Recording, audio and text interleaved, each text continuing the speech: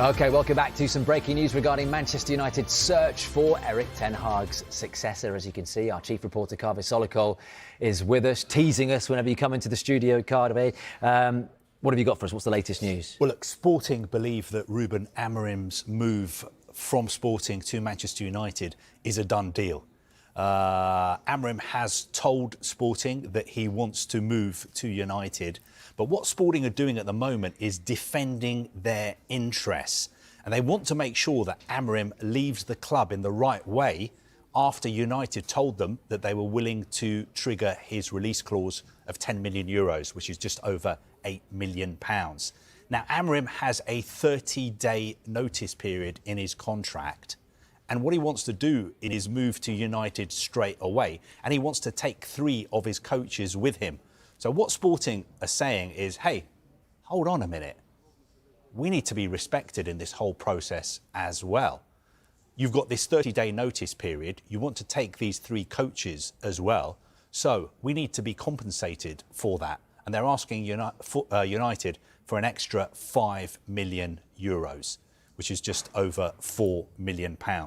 Now, the coaches he wants to take with him are Carlos Fernandez, Adelio Candido, and also his goalkeeping coach, Jorge Vital.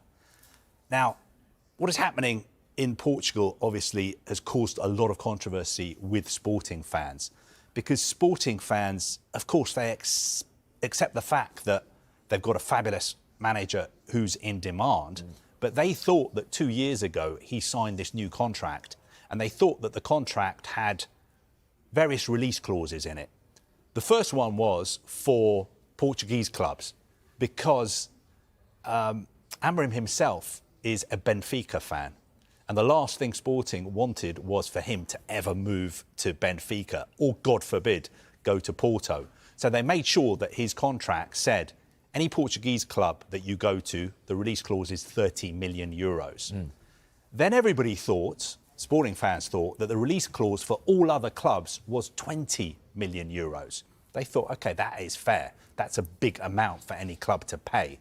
But, of course, we've now discovered that at the moment there is this release clause of just €10 million for so-called big clubs. And I think a lot of Sporting fans are scratching their heads and thinking, what is going on? Why did we have such a low release clause for these big clubs? Because obviously these big clubs, especially from the Premier League, can easily afford to pay £8 million to take our manager. So I think what Sporting are doing is, in a way, compensating for the fact that that low release clause existed. They want to make sure that they get whatever they can and they don't just roll over for United, which is why they're saying, OK, you've triggered the release clause. OK, he's told us that he wants to move to Old Trafford. But hang on a second, we've still got to do things in a way that suits us as well as United. Putting you on the spot a bit here, but you mentioned some of the coaches who might be coming and who Ruben Amorim wants to come to Old Trafford with him. But is that any indication that Ruud van Nistelrooy might be staying or going? I mean, the United fans would love him involved in some capacity, wouldn't they? I mean, I would think that Ruud van Nistelrooy has bigger ambitions than just being part of Ruben Amorim's backroom staff or being just one of a number of coaches. Van Nistelrooy is somebody who's managed PSV. He wants to be a manager himself. I don't have any concrete information on whether he's going to stay or go, but you would think that once Amorim comes in with his own coaches, then Ruud would probably leave and look for other opportunities. What did you read into the post-match press conference with Amorim last night? Well, this is interesting because there is a sense that he was actually hung out to dry at that press conference because you know the way this works. At these news conferences, players and managers have a member of their club's media team sitting next to them. So senior executives at Sporting could have said to the media team, look, we want to protect our head coach this evening. He's going to go up in front of the media. There's media here from England as well. The famous Gary Cottrell, the Rottweiler, is here as well. Look, we need to look after the manager. So, of course, people are going to ask questions about his future, but limit it to maybe 1 or 2 questions. But that didn't happen at all. There were multiple questions about Amorim's future. And I think that was just another example of Sporting defending their interests and not necessarily protecting their coach, because they know he's off to United, but they want to make sure that it is done in the right way and that they are respected. It was a straightforward routine night on the pitch for Sporting, beating Nacional in the League Cup, Portuguese League Cup quarter-final through to the semi-final. Was it straightforward and routine in terms of his negotiations with Manchester United? Well, of course, the two sides have agreed compensation. Amorim accepted that that's the case and accepted that it's now his decision, but he wants to take people he likes to work with him. So I think a lot of the talks at the moment are concentrating on his backroom staff. I guess aside from that, away from here, will there be a place for Ruud van Nistelrooy, of course, who is in interim charge, has only just arrived at the club? All that is being talked about, all that is being negotiated. That seems to be the main negotiation going on at the moment, and it's down to him in the end whether he accepts. But that twinkle in his eye, the mood music last night in that news conference, makes me think that this probably won't take too much longer. He was impressive in terms of the performance on the pitch and his performance off the pitch as well, which is so important when you're going to be the manager of a big club like Manchester United, one of the biggest clubs in the world. You need to be able to deal with the spotlight, with the good times, with the bad times, with the serious stuff, with the fun. And he did really well in front of the media last night. The interviews after the game and the news conference, most of the questions, of course, in Portuguese. Manchester United was mentioned at least 15 times, and he wanted to answer, but I don't think right now he can. Out of respect for Manchester United, out of respect for Sporting, he said, look, there's nothing concrete at the moment, nothing's definite. When there is, I'll say more. He was asked whether it was going to be, that was last night, his last game at Sporting. He said he didn't know, but of course he accepted it was his decision. And this is the bit that he said in his perfect English to me at the end of the news conference. I wanted to ask you about your tactics tonight. No, not really. I've heard the words Manchester United mentioned quite a few times this press conference. Could you sum up where we are with the Manchester United move? We have to wait a little bit more to explain everything I need to explain, and then it will be very clear. But the club, obviously, they have to, if an approach is made for their head coach, because of the rules, have said that approach has been made and the compensation fee has been agreed. So it's now your decision, I guess. Yes, that's what I said. It's my decision. I will tell everything. So we have to wait. That's it. How long? I don't know. Will you be in the dugout at Old Trafford on Sunday? I will be here.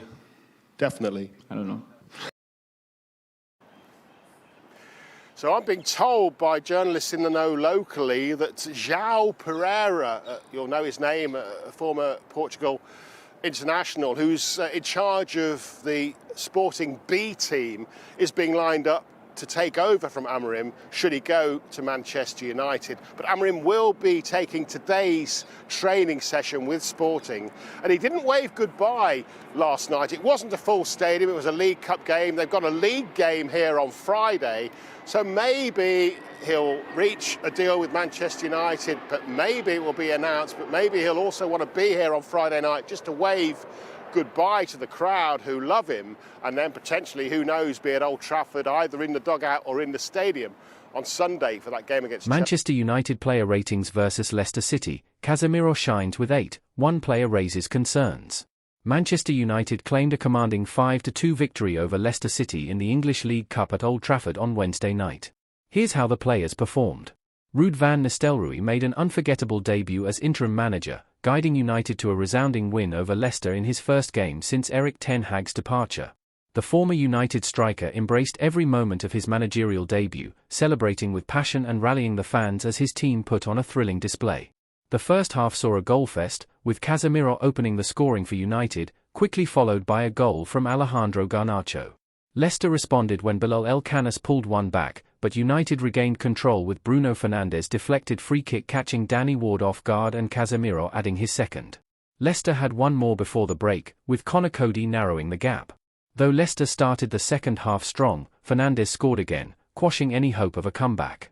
Player ratings. Altay Baynder, Van Nistelrooy's first-choice keeper, showed mixed form, with some solid stops but a weak punch leading to Leicester's first goal. His distribution also seemed shaky. 5. Diogo Dalot came alive with a decisive cross for Garnacho's goal, growing in confidence throughout. 7. Matthijs de Ligt made key blocks and a reliable presence at the back as Leicester ramped up their attack early in the second half. 7. Victor Lindelof, a stable first start this season, solid in defence with good distribution, aiding United's build-up from the left. 7. Lisandro Martinez, steady at left-back, providing balance with a quiet but effective performance. 6. Manuel Ugarte broke up play effectively, fulfilling his role, but struggled physically against Ayew later on. 7. Casemiro, rediscovering his form, he's now scored 3 goals in 2 games. Sharp in his passing and partnered well with Ugarte. 8. Marcus Rashford, energetic in attack, creating Casemiro's goal. Briefly played up front but didn't capitalise fully on Leicester's defensive lapses. 7. Bruno Fernandes made a poor first-half decision in one attack but redeemed himself with a deflected free-kick and well-taken second goal. Improved as the game progressed. 8. Alejandro Garnacho scored smoothly and posed a constant threat down the left with his direct runs. 8. Joshua Zirkzee came close to scoring but lacked Hodgland's level of menace. 6. Substitutes. Nasser Mazraoui slotted in quietly at left-back with the game well in hand. 6. Amad Diallo gained applause for a bicycle kick attempt that went narrowly wide. 7. Johnny Evans serenaded by the Stretford end in an easy stint against his former team. 6. Rasmus Hodgland, not enough time to make a significant impact. 6. Ethan Wheatley, Van Nistelrooy enjoyed his coaching debut, rallying fans and pushing players to celebrate together. 9.